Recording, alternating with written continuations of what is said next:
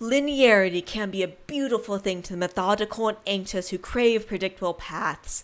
However, life is often full of divergent paths, and sometimes when those paved roads are blocked, we are often forced to venture off-road and improvise using the tools we possess. And this is where the utility of lateral thinking comes in.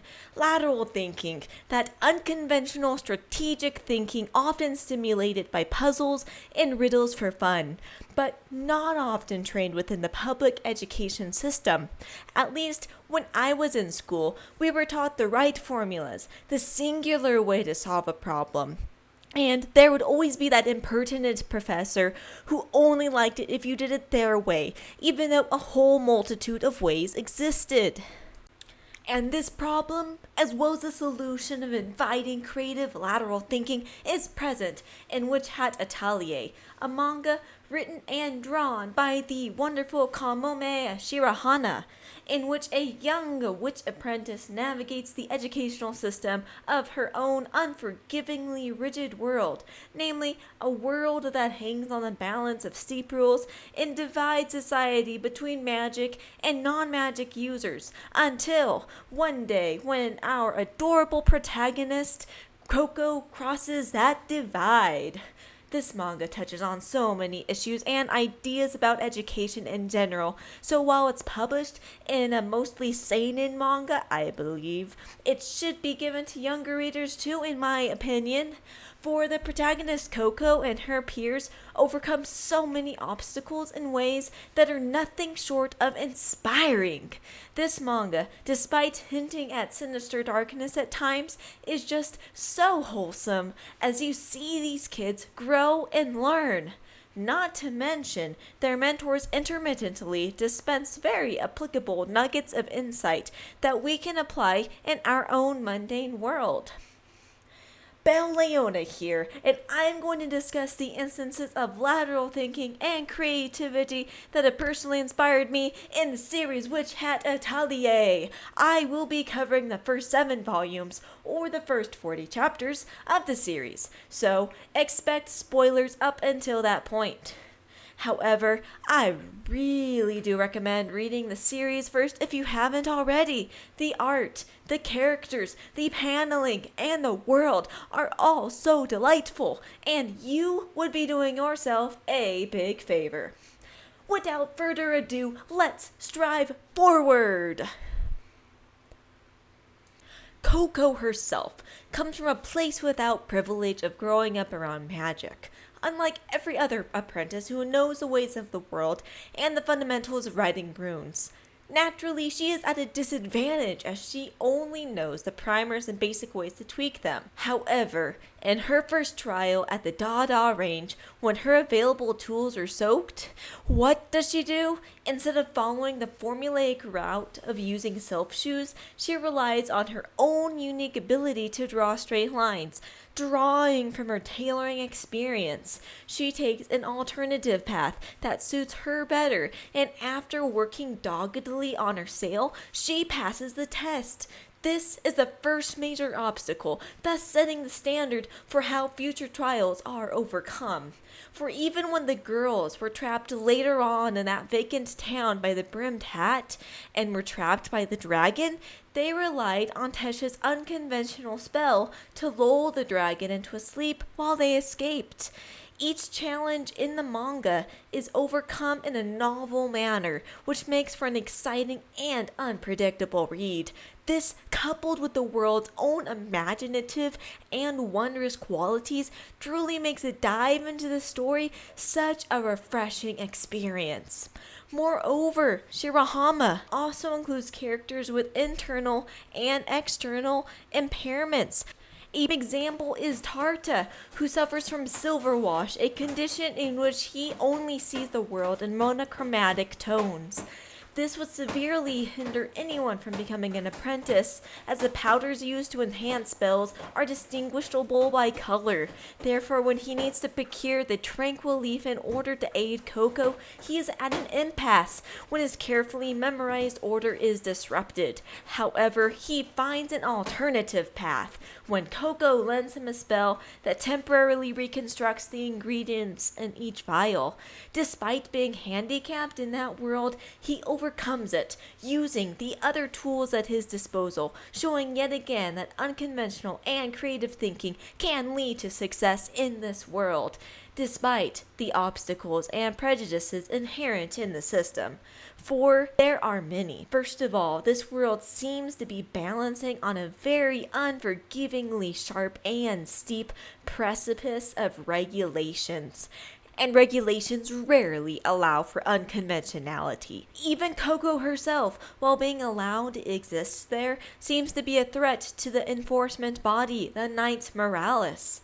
So many measures are taken to prevent the secret of magic from spilling like a sack of beans to the famished masses hungry for truth. And so many rules, expectations, and burdens are casually dropped on the shoulders of the apprentices. You have Riche, who embodies the pride and joy of childlike lateral thinking, who grows to resent educational conventions after her former master forced her to follow the correct rules. And then you have the detriment of extreme expectations. Agathe, on one side, whose lineage came with high expectations that plummeted and transformed into crushing disappointment, that fostered an almost pathological desire for self-reliance and achievement. Then on the other side, you have the victim of what is known as the Gollum effect, a timid boy, Uini, perhaps suffering from social anxiety or some other anxiety, who has the misfortune of being taught by one of the worst masters imaginable. Self-esteem weathered and battered to the point of almost non-existence. Because of his belittling mentor, he lost faith in himself. Low expectations led to a pattern of low performance.